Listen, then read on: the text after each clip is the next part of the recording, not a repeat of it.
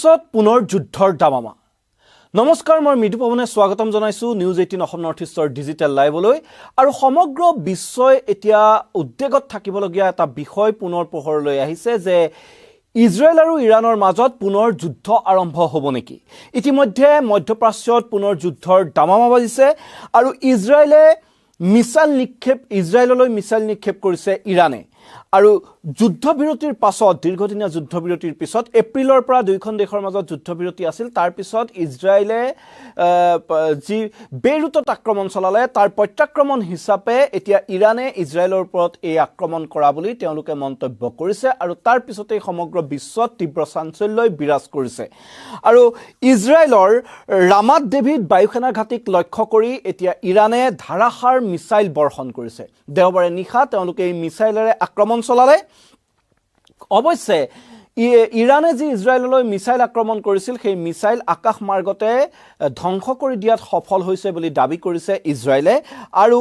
ইয়াৰ পিছতে কিন্তু এতিয়া সমগ্ৰ বিশ্বতে যথেষ্ট উদ্বেগ বৃদ্ধি পাইছে। আমেৰিকাৰে ইৰাণৰ যি শান্তি আলোচনা চলি আছিল তাৰ মাজতে এতিয়া মধ্যপ্ৰাচ্যত যি যুদ্ধৰ দামামা বাজি উঠিছে তাক লৈ এতিয়া সকলো শংকিত, কিয়নো ইতিমধ্যে এই আমেৰিকা, ইৰাণ আৰু ইজৰাইলৰ যি যুদ্ধ সেই যুদ্ধৰ পৰিপ্ৰেক্ষিতত সমগ্ৰ বিশ্বই এক প্ৰকাৰ হাহাকাৰ কৰিবলগীয়া হৈছে। সমগ্ৰ বিশ্বতে যি খাৰুৱা তেল আৰু গেছৰ যোগান ব্যৱস্থা সেই যোগান ব্যৱস্থাত তীব্ৰ ব্যাঘাত জন্মিছে। তাৰ ফলত এতিয়া বিশ্বৰ প্ৰায় প্ৰতিখন দেশতে আকাশলংঘী হৈ পৰিছে তেল আৰু গেছৰ দাম। তেনে পৰিপ্ৰেক্ষিতত পুনৰ যদি ইজৰাইল আৰু ইৰাণৰ এই যুদ্ধ আৰম্ভ হয় তেতিয়াহ'লে পৰিস্থিতি যে অধিক ভয়াৱহ হৈ পৰিব সেয়া নিশ্চিত। আৰু দেওবাৰে নিশা ইজৰাইলত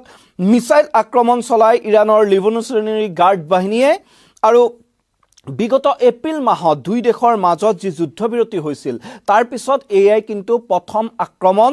ইৰাণে কৰিছে ইজৰাইলৰ ওপৰত। আৰু ইৰাণে জনাইছে যে লেবাননৰ ৰাজধানী বেইৰুটত ইজৰাইলে দেওবাৰে যি আক্ৰমণ চলালে তাৰ প্ৰত্যাক্ৰমণ হৈছে এই মিছাইল আক্ৰমণ। আৰু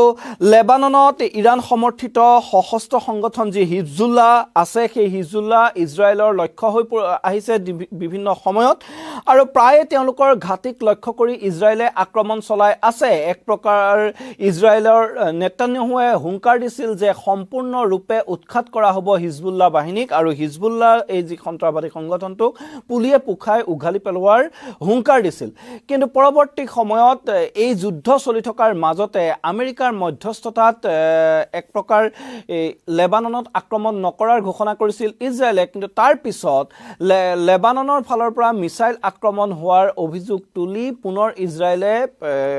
লেবাননৰ ওপৰত আক্ৰমণ চলালে। ৰাজধানী বেইৰুটত আক্ৰমণ চলালে। দুটাকৈ অট্টালিকাত ইজৰাইলে এয়াৰ ষ্ট্ৰাইক কৰিলে। তাৰ পিছত এতিয়া তাৰ প্ৰত্যুত্তৰ হিচাপে ইতিমধ্যে সেই কথা ইজৰাইলক সকিয়নি দিছিল ইৰাণে, আমেৰিকাকো সকিয়নি দিছিল ইৰাণে। যদি ইজৰাইলে লেবাননৰ ওপৰত আক্ৰমণ বন্ধ নকৰে তেতিয়াহ'লে ইৰাণে প্ৰত্যাক্ৰমণ কৰিব বুলি হুংকাৰ দি থৈছিল। আৰু সেই ক্ষেত্ৰতেই মাৰ্কিন ৰাষ্ট্ৰপতি ডোনাল্ড ট্ৰাম্পে ইজৰাইলৰ প্ৰধানমন্ত্ৰী নেতান্যাহুৰ সৈতে টেলিফোনিক বাৰ্তালাপ কৰিছিল। সেই টেলিফোনিক বাৰ্তালাপত যথেষ্ট উষ্মা ভৰা কণ্ঠৰে ট্ৰাম্পে নেতান্যাহুক কৈছিল যে আপুনি উন্মাদ এগৰাকী লোক হৈ পৰিছে, আপোনাক সকলোৱে এনে স্বভাৱৰ বাবে বেয়া পায়, আপুনি এনেধৰণৰ আক্ৰমণৰ পৰা বিৰত থাকক, যিহেতু এই যি শান্তি আলোচনা আমেৰিকা ইৰাণৰ মাজত হ'বলৈ গৈ আছে তাত যাতে ব্যাঘাত নজন্মায় তেনেধৰণৰ এক প্ৰকাৰ সতৰ্কবাণী আমেৰিকাৰ ৰাষ্ট্ৰপতিয়ে দিছিল। কিন্তু তাৰ পিছতো ইজৰাইলে লেবাননত যি আক্ৰমণ চলালে সেই আক্ৰমণৰ প্ৰত্যুত্তৰত এতিয়া ইজৰাইলৰ ওপৰত ইৰাণে মিছাইল আক্ৰমণ কৰিছে, যাক লৈ এতিয়া সমগ্ৰ মধ্যপ্ৰাচ্যত যুদ্ধৰ দামামা বাজি উঠিছে। আৰু 28 ফেব্ৰুৱাৰীত আমেৰিকা ইজৰাইলৰ যৌথ বাহিনীয়ে ইৰাণ আক্ৰমণ কৰিছিল। তাৰ পিছৰ পৰাই এই সমগ্ৰ যুদ্ধৰ পৰিৱেশ যি মধ্যপ্ৰাচ্যত সূচনা হৈছে সেই পৰিৱেশ অব্যাহত আছে। আৰু সেই যি 28 ফেব্ৰুৱাৰীত আক্ৰমণ আৰম্ভ হৈছিল তাত ইৰাণৰ সৰ্বোচ্চ নেতা আয়াতুল্লাহ আলী খামেইনি নিহত হৈছিল। আৰু তেওঁ নিহত হোৱাৰ পিছতেই এতিয়া ইৰাণেও সকিয়নি প্ৰদান কৰিছিল যে আমেৰিকা আৰু ইজৰাইলৰ তেওঁলোকে আক্ৰমণৰ লক্ষ্য কৰি ল'ব যুদ্ধ আৰম্ভ হৈছে যুদ্ধ চলি আছিল তাৰ মাজতে আলোচনা অব্যাহত আছে হৰমুজ প্ৰণালী অৱৰোধ কৰি আমেৰিকাই আন এক ধৰণে ইৰাণৰ ওপৰত চাপ বৃদ্ধি কৰাৰ চেষ্টা কৰিছিল তাৰ কুফল সমগ্ৰ বিশ্বই ভুগিবলগীয়া হৈছে আৰু এই হৰমুজ প্ৰণালী অৱৰোধৰ ফলত যি পৰ্যায় পাইছেগৈ এতিয়া সকলো দেশতে তেল গেছৰ দাম হুৰাহুৰে বৃদ্ধি পাবলৈ ধৰিছে তেনে সময়ত পুনৰ ইজৰাইলৰ ওপৰত ইৰাণৰ এই আক্ৰমণে এতিয়া সকলোকে কিন্তু এক প্ৰকাৰ আতংকিত কৰি তুলিছে সকলোৰে মাজত উদ্বেগ বঢ়াই তুলিছে আৰু যি ইৰাণৰ ৰিভলিউচনাৰী গাৰ্ড আছে তেওঁলোকে এই আক্ৰমণক এক প্ৰকাৰ সকিয়নি বুলি অভিহিত কৰিছে যে এয়া এক প্ৰকাৰ সকিয়নি প্ৰদান কৰা হৈছে ইজৰাইল আৰু আমেৰিকাক আৰু এই আক্ৰমণৰ জৰিয়তে যদি ইয়াৰ পিছত প্ৰত্যাক্ৰমণ হয় তেতিয়াহ'লে ইয়াতকৈও তীব্ৰ আক্ৰমণ কৰাৰ ভাবুকি দিছে এতিয়া ইৰাণে যদি ইজৰাইলে ইয়াৰ প্ৰত্যাক্ৰমণ কৰে তেতিয়াহ'লে ইয়াতকৈ কঠোৰ ইয়াতকৈ তীব্ৰতৰ আক্ৰমণৰ এতিয়া সকিয়নি দিছে কিন্তু ইজৰাইলে এই মুহূৰ্তত কি ব্যৱস্থা গ্ৰহণ কৰিব তাৰ ওপৰত সকলোৰে দৃষ্টি নিবদ্ধ হৈ আছে আৰু ইজৰাইলৰ যিগৰাকী প্ৰতিৰক্ষা বিভাগৰ মুখপাত্ৰ তেওঁ কৈছে যে এয়া মাৰাত্মক ভুল কৰিছে ইৰাণে আৰু এই ভুলৰ উচিত প্ৰত্যুত্তৰ দিয়া হ'ব দুই এক সংবাদ সংস্থাত পোহৰলৈ অহাৰ মতে এতিয়া ইজৰাইলেও প্ৰত্যাক্ৰমণ আৰম্ভ কৰিয়েই দিছে এই মুহূৰ্তত আৰু তাৰ সমান্তৰালকৈ ইজৰাইলে দাবী কৰিছে যে দেওবাৰে নিশা যি একলানি মিছাইল আক্ৰমণ কৰিছিল ইৰাণে সেয়া তেওঁলোকে আকাশ মাৰ্গতে তেওঁলোকৰ যি এয়াৰ ডিফেন্স সিস্টেম আছে সেই এয়াৰ ডিফেন্স সিস্টেমৰ সহায়ত প্ৰতিহত কৰিবলৈ সক্ষম হৈছিল তাৰ পিছত পুনৰ একলানি মিছাইল আক্ৰমণ তেওঁলোকে ইৰাণৰ পৰা কৰা বুলি দাবী কৰিছে আৰু সেয়া তেওঁলোকে ইন্টাৰসেপ্ট কৰা বুলি কৈছে আৰু তাকো প্ৰতিহত কৰিবলৈ এতিয়া তেওঁলোকে ব্যৱস্থা লৈ থকা বুলি মন্তব্য কৰিছে আৰু ইয়াৰ পিছতে ইজৰাইলৰ ফালৰ পৰা জনোৱা হৈছে যে ইৰাণে এয়া মাৰাত্মক ভুল কৰিছে ইয়াৰ সমুচিত প্ৰত্যুত্তৰ দিয়া হ'ব এক প্ৰকাৰ যেন এই মুহূৰ্তত পুনৰ এখন যুদ্ধ নিশ্চিত সেই কথা স্পষ্ট হৈ পৰিছে তাৰ সমান্তৰালকৈ দুই এক সংবাদ সংস্থাত এই তথ্যও পোহৰলৈ আহিছে যে ইজৰাইলৰ ফালৰ পৰা ইতিমধ্যে এয়াৰ ষ্ট্ৰাইক কৰা হৈছে ইৰাণৰ ওপৰত ইৰাণৰ মূল চহৰবোৰক লক্ষ্য কৰি লোৱা হৈছে ইজৰাইলৰ ফালৰ পৰা আৰু ইজৰাইলেও এতিয়া আক্ৰমণ আৰম্ভ কৰি দিছে কিন্তু এনে ধৰণৰ যুদ্ধৰ পৰিবেশৰ উদ্ভৱ হোৱাৰ সময়তে এতিয়া মাৰ্কিন ৰাষ্ট্ৰপতি ডোনাল্ড ট্ৰাম্পেও তেওঁ মন্তব্য কৰিছে এই ক্ষেত্ৰত ইজৰাইলক প্ৰত্যাক্ৰমণ নকৰিবলৈ সংযমী হ'বলৈ তেওঁ আহ্বান জনাইছে যেহেতু ইৰাণ আৰু আমেৰিকাৰ মাজত যি শান্তি আলোচনা চলি আছিল সেই শান্তি আলোচনা যাতে ব্যাহত নহয় পুনৰ যুদ্ধ হৈ গ'লে সেই শান্তি আলোচনা ব্যাহত হোৱাৰ